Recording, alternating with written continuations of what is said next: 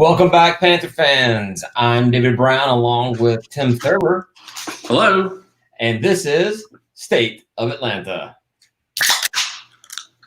Welcome back, dude. Yeah, it's good to be here on a awesome election Tuesday. Yeah, absolutely nothing going on you'd rather be looking at or paying attention to. I'm sure you have no monitors set up around you, nothing to look at over here, over there, or anything. There's not two screens behind this screen. Right. Well, we'll keep this one short and simple. There's at least one game I don't want to talk about, so that makes it a little bit easier. And gotta talk about the hard stuff, man. This is Yeah, so that Coastal game, man. I don't even know how to get started into it. So I'll tell you how I was feeling, because you were not at the stadium. I was there. I can personally apologize. It's my fault. It's your fault. I'm going to take all the blame for this loss because I felt super confident going into this week that we'd win. Okay, well, yeah. Then I will have no problem blaming you, and we should extend contracts for the entire coaching staff. It is all Tim's fault. No Absolutely. one blame anyone other than Tim on this loss. Absolutely. Coaches, defensive coordinators, yet to be named, maybe Fuquay. Offensive coordinator, everyone can just blame me. It's my fault. It's totally my fault. All right, fire Tim Thurber. That's what we're saying. We're going to get. You can't fire me. I'm not even hired yet. I'll tell you what, man, watching that game inside the stadium, obviously going into it felt, like we'd have a competitive game. And as soon as things started getting out of hand, the first minute or two of the game, I literally just kind of all right, cool. That's it. I've seen enough Georgia State games. I've been pumped up for enough Georgia State games that it literally did not bother me. There's so many people after the game. They're upset. They're worn out. They're pissed off, and I'm embarrassed or whatever. And I'm like, well, I wanted a different outcome, but what do you expect? What was your feeling like after the game? The very first drive we had where we didn't score and then Ruiz hit it off the upright, I was like, ooh, that doesn't bode well for us. Man, I've killed too many brain cells between then and now. I forgot that even happened. That was the first series of – Yeah, that's right. Yeah, because that was our one – that's the closest we came to scoring the entire game was banging the ball off the upright. They kind of set the tone game the entire time. Yeah. You know what? I was embarrassed. You were embarrassed. So embarrassed was the line that kept on popping up all the time, and the one that I kept on going back to. I wasn't embarrassed. I was not embarrassed. But so you were. You fall in the embarrassed category. Yeah, because I feel like we should be past these kinds of losses, and we're not, right? So apparently we still have that in us, whatever that is, losing. Should you be embarrassed or should you just be pissed off? I was pissed off and embarrassed at the same time because we shouldn't be playing this terrible, right? We got a good offense that literally did nothing all day for the most part, outside of a few drives. I stopped looking at the drive summaries because it was just maybe a first down. We had 5, right? Five first downs. Yeah, I think 4 were in the first drive. Maybe I don't know. It was ridiculous. Yeah, I tell you what, man, I can add a little salt to the wound to it for myself. I woke up on Sunday morning having had a dream that the game was a dream and that we still had the game to play. It's I just had a dream that whole game was an entire nightmare. I'm like, oh, don't worry about it. It's fine. We saw the game. And I woke up and I'm like, nope, that game actually happened. That one's in the record books. That one counts. I think someone said it's it's fact, I guess. It's the worst loss that we've had, which is surprising because we've had some humdingers of losses. That's what I was thinking when someone said it's the worst loss. I'm like, really? Wow. So, yeah, does that say that our state of our program is actually at a point where we actually think that a bad loss is not that bad? Oh, man, we've lost worse than that, haven't we? The history of losing will do that to you. I guess, I wonder what the second biggest shutout was. I don't even remember. I'm sure some fan knows exactly which game and where it was, but I think someone on Panther Talk said it was Arkansas State lost 52-10. But wasn't our first Alabama game like 63-7 or something? That's what I thought. We had that one run back, like kickoff Albert return, Wilson. right? Albert Wilson, and that was it. And everything was them. Well, okay, so we've been going back and forth on this season. And we thought our defense had come back, that Fuquay had found a way to make something happen. And then obviously Arkansas State happened. We're like, well, he wasn't there, so who knows? How you feeling about our good buddy Fuquay now? So I was on the Fuquay train, and I got off at a stop. I didn't get back on. I just stood on the platform. Now I'm on a different train. You kept on waiting for that train to like come show up at the station, and it never showed up. Yeah, and it's a true MARTA train. I'm on the verge of, okay, the Fuquay era is just not working. It's time. Let him coach the rest of the season, but unless something changes here in the rest of our games, we give up way too many easy plays, big plays. I mean, medium-sized, every play. I don't know. That game, it felt like no matter what they did, it worked. Yeah, I mean, we had no answer to anything they were doing. No, even when we stayed on them, like coverage-wise, they still scored. Right. Yeah, well, so, like we're too slow. We back off, and they get pass plays that are medium to long.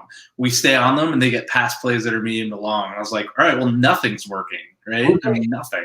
This may be a little BS, but we found out that their, badass quarterback was going to play after preparing all week for him not playing. I don't really care if that was some underhanded tactic by Coastal, but do you think in any way that really threw the defense for that big of a loop? They just couldn't respond to that? Or is that just a stupid question to even ask? I mean, we definitely didn't prepare. We definitely prepared for him somewhat. We might have prepared for multiple people, and that might have been part of the problem. Well, we looked like we had no clue what was going on either side of the ball the entire game. I think we just gave the team a whole week off, maybe. No preparation. Yeah, I don't know. I mean, I didn't listen to Coach Elliott's post-game presser. I'm sure there had been a lot of coach speak, and, we got to play better and stuff like that. I have a hard time watching that crap after a loss. I have a hard time watching after a win, to be honest with you. Right. But because of all the coach speak, I don't want to hear that, there's 3 phases of the game. You got to execute on all 3. I don't care about that crap. Tell me what went wrong, and I know they won't. It'd be really cool if we actually knew how to break down football, because then we could actually say what really happened here. But I don't know enough about football to do that. Yeah, I mean, what I've talked about is as far as I'm going to go. I mean, our DBs, like in every game, every season with Fuquay, they back off of the receivers for whatever reason, which gives them open lanes to do whatever. It's just not working, man. Then, but okay, fine. But then our offense, Quad, who I really do like Quad. I don't want to be down on the guy, but he looked like he wasn't even. I don't know what it's like to be a quarterback in a game. I'm sure there's a lot of pressure he's getting from all over the place, but he looked like he was out of sorts. Was our offensive line just unprepared, unable? They used to playing against smaller guys this season, and they just weren't able to be competitive on the line. I don't know. We did not look like we should to play that game whatsoever at all. I'd say that the guys not make the bus, but I'm like, did they not cross Brook Avenue? Maybe. No, I mean, I'm still up on Quad. I think, true freshman, he's going to have one of these games where you just scratch your head like, what was going on? Was it preparation? Did things not go his way after that first series, and then it was just downhill from there? Like, he got in his own head. He couldn't make anything happen. Nothing was working. A lot of that could just shut you down as a quarterback, especially being a true freshman. And Coastal has a good defense, so we've faced worse defenses before this. Do you think that game was over at the half? There was no coming back. Oh yeah, that was okay. That being the case, that was a lead-in question. I knew exactly you were going to say that. Damn. I took the bait. Should we have come out with Bekele in the second half? No. Because he did get a couple of snaps in there. He had 2 attempts. There's no completions. But I saw that, but you stay with Quad. I mean, even though the game's out of hand, we're not that many. I mean, we're 5 games into the season. We're 4 games at that point. Well, technically we're, 7 games in the season, 8 games in the season. We missed 3. Right, but I'm saying, like, Quad being a true freshman, doesn't lose any eligibility by playing, get some experience. I mean, they put in they had like a cornucopia of quarterbacks in there because they're like, hey, we can let our punter pass the ball now because we're so far up in this game. I think they did a fan raffle to put people in as quarterback. I mean, it seemed like it didn't matter who was running the offense. Did you see their? We were talking about last week their post game little cheer thing against Georgia Southern. Did you see what they did in this game after us?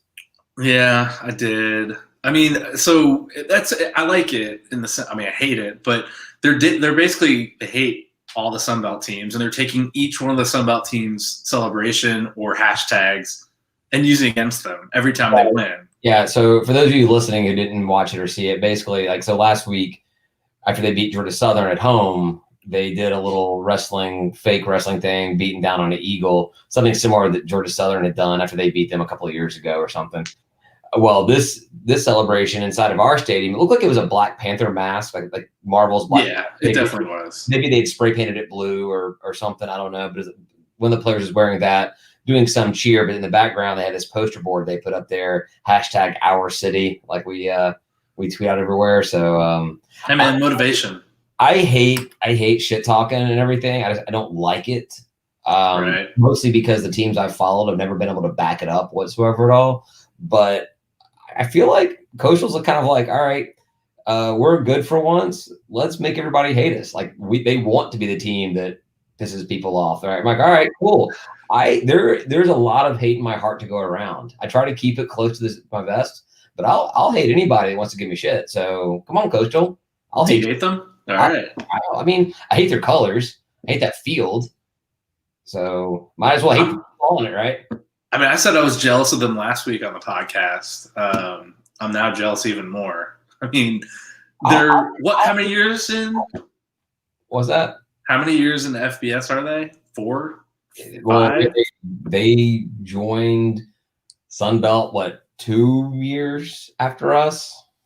They played FCS. I mean, they've had a program for a while. They had a program, sure. But, man. Yeah, well, so fortunately, we have the Cupcake Monroe to play afterwards. Now everyone's freaked out, right? Oh my God, we suck again. We're not going to win anything. Newsflash, I'm going to say this, and you can blame it on me when we lose because we're not going to lose. Now, we're going to come back. To be fair, every single week that I was talking about Monroe losses, I was like, and we're going to lose to them. You're the reason now. Well, no, if we come back and win now, that'd be great. But yeah, I mean, so we have a home game. All right. So it should be in our favor in that we don't have to go to crappy Swamp City, Monroe for the game, which is good. Actually, I don't know if the Swamps go that far. I don't even know where Monroe is, honestly. But so we got them at home. It should be an advantage for us that way. They're a crappy team. We're trying to make a statement coming back in this game. So it could be a flip-flop type of game where we're putting up, 40 unanswered points, 50 unanswered points. I don't know if I want to call it that, but I mean, they've only had one good game. They played Georgia Southern tight. That's it. Right. And again, Georgia Southern's wins, they have a bunch of wins, but their fans aren't really impressed with their team this year, even with their record, which is weird. Right. Because they're barely beating teams, but still they're winning. They're finding a way. We need to do that. We could have 2 more wins right now. I mean, we arguably have 2 more wins at this point, but whatever it is. Yeah. Man, I don't know what to say. Spread's 18 right now. Let's not, since they played Georgia Southern so well, let's not do any of that option crap that Coach Elliott's been having us do. Keep away from that because obviously Monroe knows ready for it. Crap. Yeah. But yeah, I mean, I think we win. I mean, I think there's a very slim chance we lose. I'm saying it. I don't care. I'm not superstitious at all. Stat-wise, we look good. So you were talking about let the season play out and then make some coaching decisions or assistant decisions after that because obviously Coach Elliott's not going anywhere. We just signed him to a contract, right? And but if we lose to Monroe and it's obviously because of the defense, Do you make a change midseason? I don't know what you gain there. I mean, you might win more games maybe if you put someone else at the helm, but The Falcons are 2-1 after getting rid of their head coach. So we're not tanking for Trevor. Trevor, he said he may play another year. Come play at Georgia State. Hey, Matt, now you're talking. Yeah. No, I wouldn't make a change. I would just leave him. I would leave him in. You leave Fuquay in? Yeah, I mean, this is a weird year anyway. It's not a full season. We've lost multiple games. So sometimes when you drop a coach or a coordinator mid-season, you actually kind of revitalize the fan base. They acknowledge, we're still going to be crappy, but at least we know there's change coming. Maybe Georgia State's fan base is just not big enough to really make an impact or a change on people showing up, getting excited about. We only have 2 home games left. It's just this one and right crap down south. Yeah, I don't know. Maybe it would be good to make a change if somehow we lose this game. I mean, I would say the only way we lose is if our offense still has a game like we just had, and then we truly rely on the defense, right? I mean, not an offense that does 0 points, but like minimal points, and then we rely on our defense to hold ULM. That's probably a recipe for disaster. Yeah, I'm not banking anything on relying on our defense, and I'm not putting this against the guys out there. For every intended purpose, it looks like it's just bad coaching, bad play calling, but bad setups for the players out there. They're playing the guys several yards off deep, and I'm like, that's not working. Don't keep doing it. Try something else. It's like prevent defense for 4 quarters. Exactly. It never works. It doesn't even work for 2 minutes. Break, don't bend. Yeah. So how do you feel about ULM? Well, I mean, you've already in weeks past said we're I don't know about anything. I get so hyped up, and that's just part of being a Georgia State fan, being an Atlanta fan in general. As soon as I get hyped up about something, we have some just smashing defeat or some something go just ball bounce our way. Like last year against Monroe, we're high as a kite on Dan Ellington and this offense and what we were putting together. It was amazing. And then he goes down that Monroe game. We lose that game. We should have never lost that game. That was a back and forth game, as I remember. I didn't get to watch that one live. I was at a wedding. A football fan got married in football season. What the hell? But yeah, I don't know. I don't have to think about it. We should win the game. We should, based off of last week, make a statement on that. I think the fans have been seeing these highs and lows, these roller coaster wins. I mean, we talked about it all season long, how we do this bowl season, win 1 or 2 games, bowl season, win 1 or 2 games. We're staring that right in the eye right now because after Monroe, it's not an easy slate after that. No, you got App, South Alabama, and then Southern. The fans deserve this win. We deserve it. We deserve a dominant win. I mean, yeah, I don't want a overtime field goal to win the game. I don't want, some botched play at the end of the game where the other team touches the onside kick, so we are able to down the ball because we couldn't stop them. I don't want that to happen. This needs to be a game. I don't need to say we don't need to win by 20 or 30, but it needs to be a convincing win. With a minute and a half left to go in the game, I should not be that concerned about what's going to happen. Right. We're up by 2-3 scores, right? Something in that range. Yeah. I was going to say 10 points, but yeah, 2 touchdowns. Give me 2 touchdown difference with a few minutes left to go in the game. I'll consider that a win, unless it's another like Arkansas State 59-52 type thing. I don't want that. I don't want a shootout. I want something a 28-14 win. Okay, we're okay. But honestly, with the offense we've seen this season, we should be putting up at least 30 points against this team easily. Oh yeah, and I think Quad is going to be super focused this week, and he's going to want to bounce back in a big way. I hope so, because he just did not seem like that. Maybe something was wrong. Maybe not some COVID, but maybe the guys just got in some crap night before or whatever. It's like the Varsity Blues episode, movie. Maybe Quad took them all to Magic City that night or something, and the guys were just a little hungover. I didn't see any guys peeking on the sidelines, but no. So How was the crowd, by the way? And it was a pretty good turnout. I'll tell you what was actually interesting is leaving the game, walking through Summerhill, all the places were really hopping and active. I mean, like, not like shoulder to shoulder packed because of everything going on, but like, it was just a very live environment. Summerhill was going on.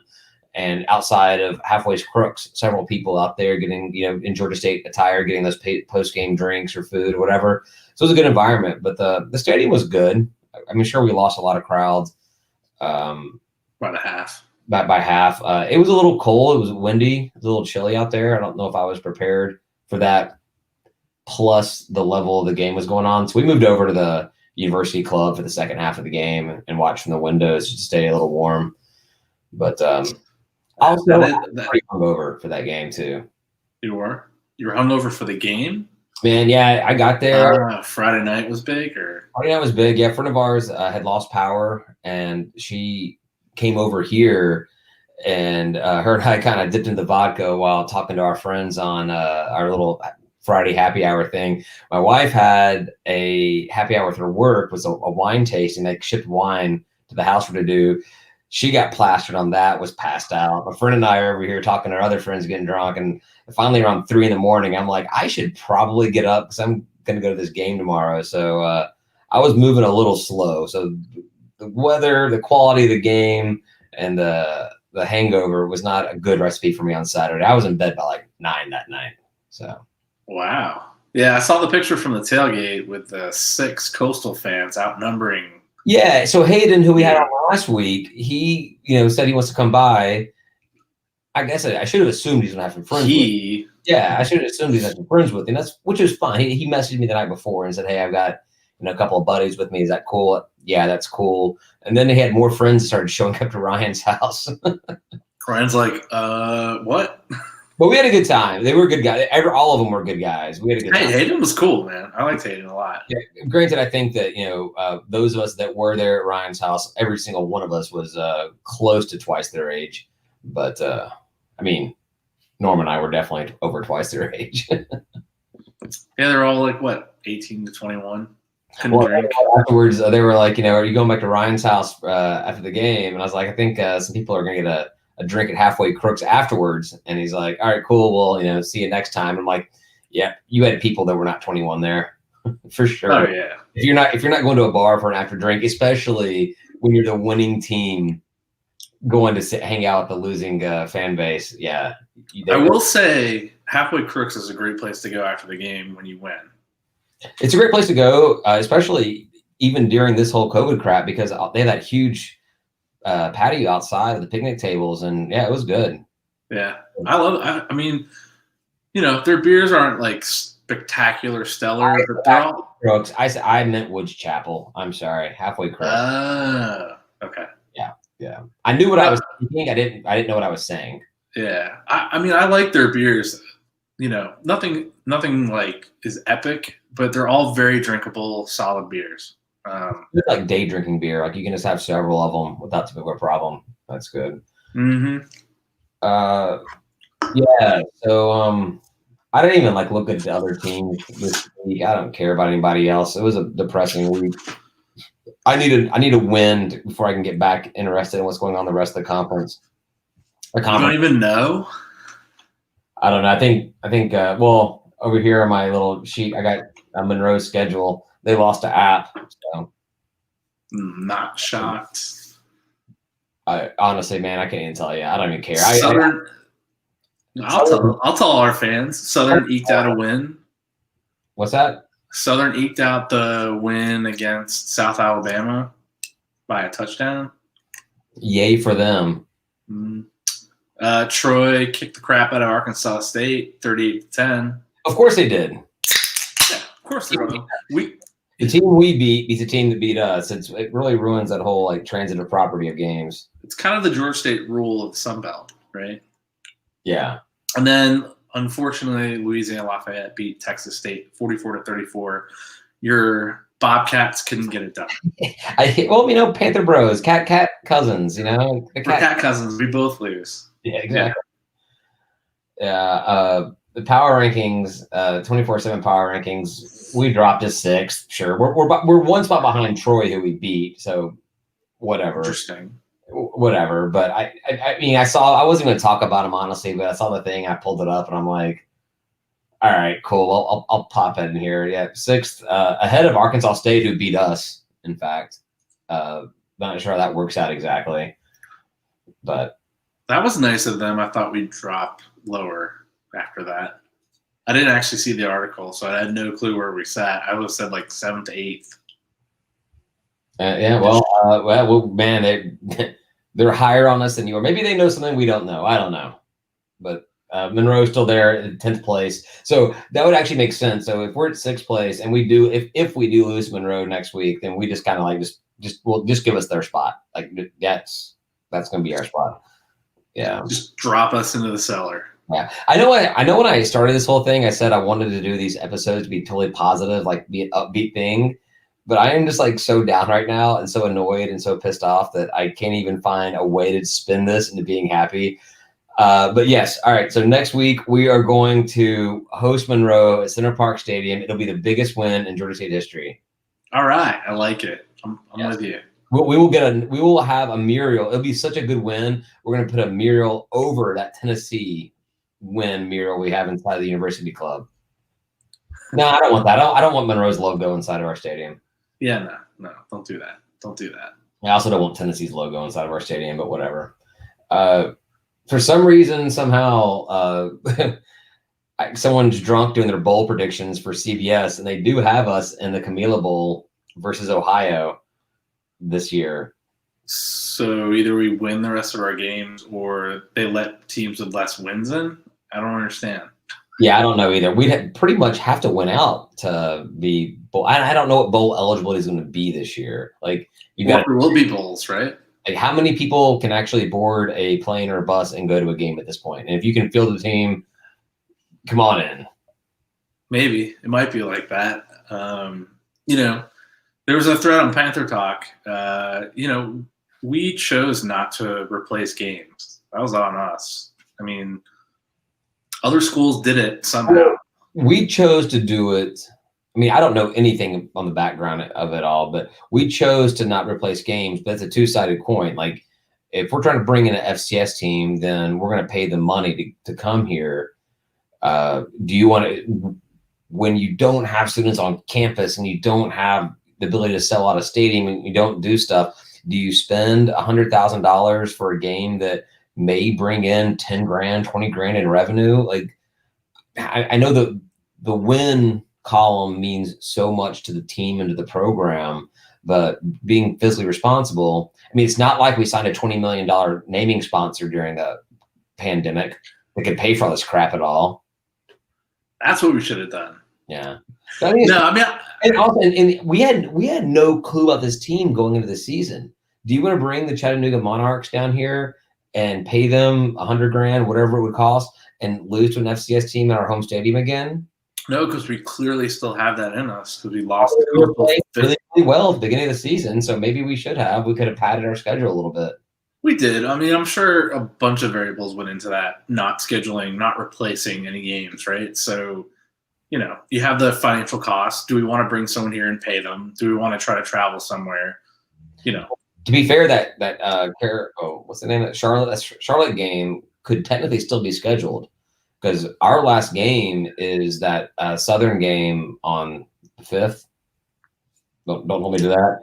And then there's 2 weeks off. There's 2 Saturdays off until the Sun Belt Championship game.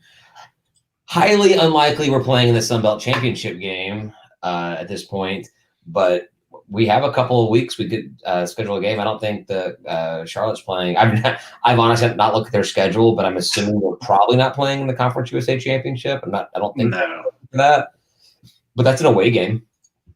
So It's not like we're playing another game at the house, the park. So Southern's 11-28 right after Thanksgiving.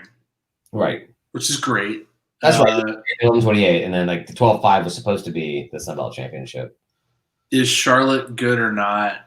I'm going to go with they have 2 wins and 3 losses. I don't know. That sounds familiar. They're like us. We should play them. No, I think if we had played Charlotte, we probably had a good chance to win. As far as should we schedule them, I don't know. I mean, well, I think the guys need another game. I mean, win or lose, I think it'd be great just to have the guys get another game under their belts. Just play them. Yeah, that's what you went to college for. I mean, the degree part, sure, but yeah, you came to school. You're getting that ride to play games. Just play some games. I mean, it could be the difference between a bowl or no bowl, right? Yeah. I don't know if they're going to win the rest of their games or be one away from bowl eligibility, but that'd be kind of cool if we both have 5 wins. We need a win. Just schedule the game, make it worth something. Yeah, well, Camille Bowl, is that one of those Montgomery, Alabama games? Yes, I believe so. So I'm wondering how many of these like side bowl games, these lower tier, these typically early December game bowls. Because I guess ESPN came out with their schedule where they have 30 of the 32, I have 38 of the 40 bowl games, however many bowl games they have set up and everything. I don't know. I don't know if we're in the state where people are going to actually have these games. I know it's a TV thing and you don't necessarily get a lot of fans in general, but I'm kind of curious if these games will even happen to begin with. I don't know. It's difficult, right? Because bowls are all about travel and people and movement. Maybe they'll make it like the Pro Bowl for the NFL, and the game won't actually happen, but you can just say that you were admitted into the Camille Bowl. That never happened. You can hang in a little banner up there on the back of the video board, and it says honorable mention. We won. You were selected to go to the bowl game that was never going to happen. Better yet, everyone that gets bowl selection gets the win. Everyone gets a win. Exactly. There were 40 bowls and there were 80 wins. Oh, that'd be so society. I love it. Yeah. Make it happen. Use your powers. Make it my powers. Yeah. So I'm done with football. We'll find out. I'm going to go to the game on Saturday against Monroe. I'm going to go to the stadium. I'm going to do everything. I'll go to Ryan's beforehand. I mean, I think he's going to still let me. I did leave a beer hanging off of his fence in a bag. If I'm not allowed there for littering or something, go there. I'll go to the stadium, watch the game, hope for a win and everything. But I'm done talking about football right now. Okay. More football. We're supposed to be talking right now about Georgia State basketball playing up in Ann Arbor this week.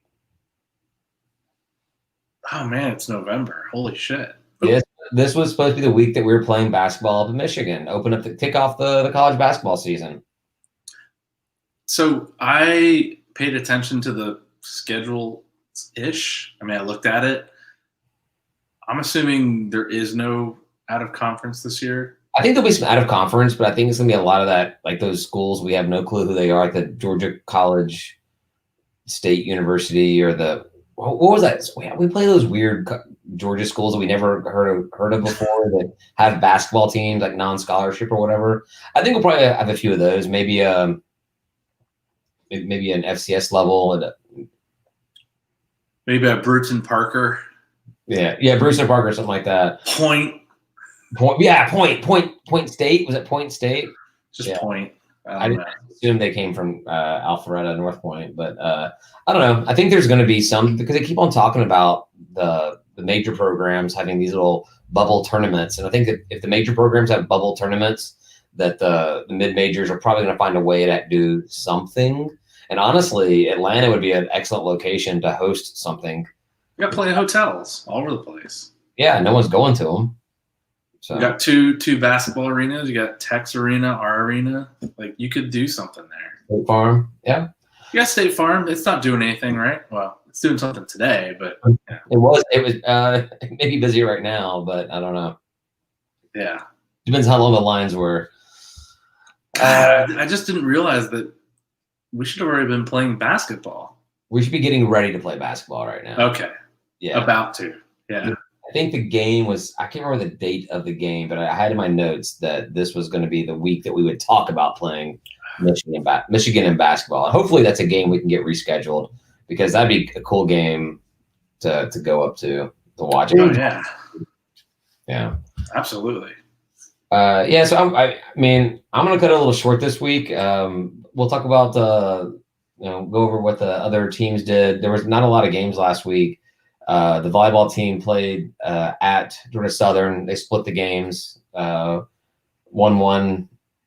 and then Southern did their thing. And then, so the big news is men's soccer traveled up to Coastal Carolina and kicked their butts 2-0. So They did?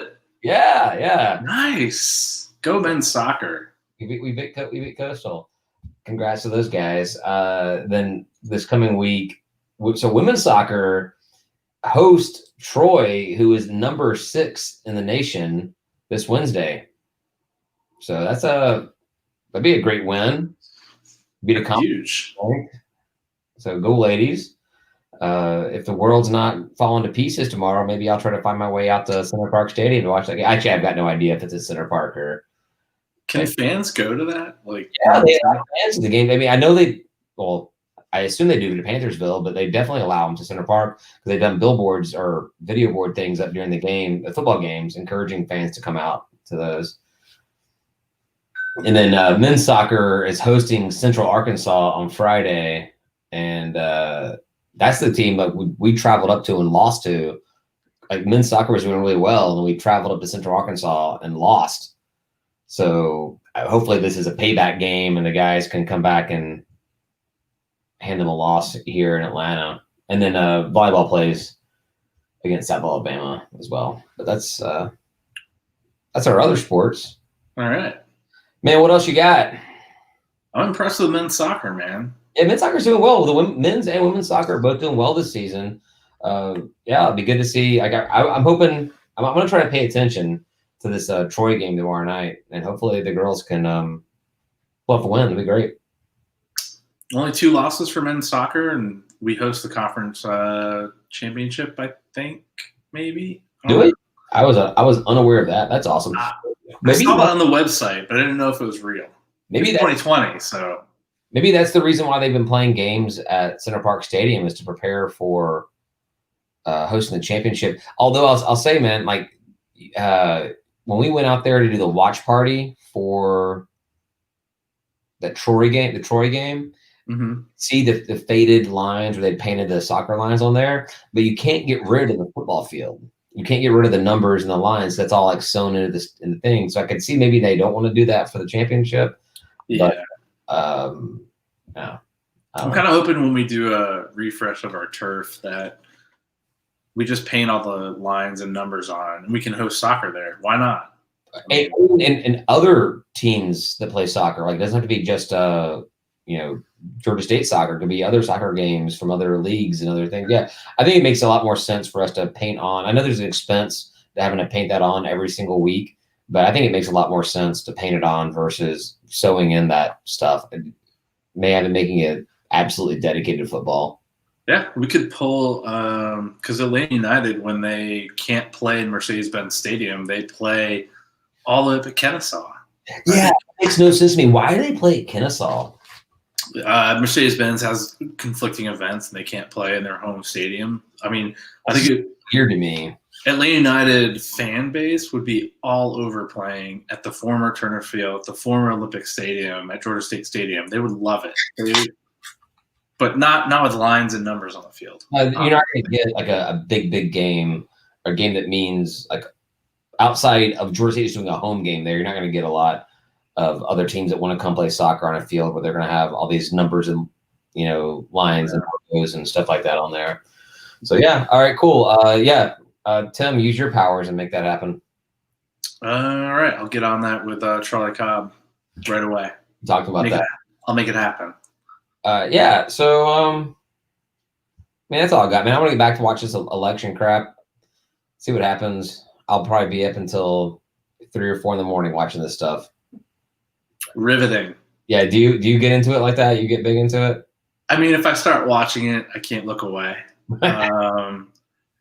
Even though it's like super slow little churns of numbers on a screen that happen. But yeah, I do get into it. Yeah. All right. Well, that's all I got for tonight, man. All right. It's a good 40-minute episode. I like it. Yeah. So, and we're not going to do a last call tonight because I'm going to watch this stuff. Maybe I'll talk to you and Ryan tomorrow. Ryan, who's at a libertarian political rally watch party type thingy. Maybe I'll see if you guys just want to get drunk tomorrow night and record a last call or do something like that. Talk about the election if you want to or something. So, all right.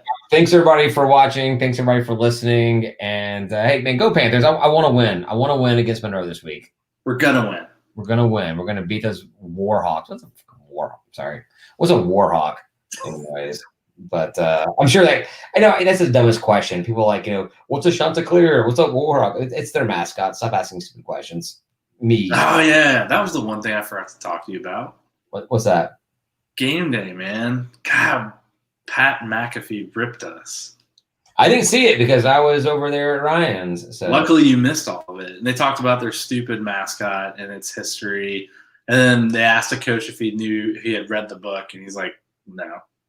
Yeah, it wasn't. One of the guys said like that he thought we were playing Coastal last week and everything. He thought the Chanticleers were playing Georgia State last week, even though they're playing Southern. And then he said, I don't even know who Georgia State is. And then the interview was fun at Coastal. I mean, they're basically fueling their season with hate and like they're not deserving. But it was funny when they talked about their mascot. And they had one of the coaches talk about it, and it's like this, fictional character, blah, blah, blah, from whatever, Canterbury Tales. And the interviewee's like, well, did you read it? And he pauses. He's like, nope. Well, I saw Lee Corso and I think Kirk Herbstreit picked Georgia State to win the game, right? They did. And all my Georgia buddies told me they always wanted Lee Corso to not pick them because whenever he picks cursed. They all the Lee Corso curse. Or I guess Lee Curso. Is that word? Lee Curso. Ooh, I like that. Lee Curso. Yeah, so maybe that extends all the way down from 316 and 85 directly into Center Park Stadium as well. So damn you, Lee Curso. Hey, pretty much. There's our episode title. Excellent.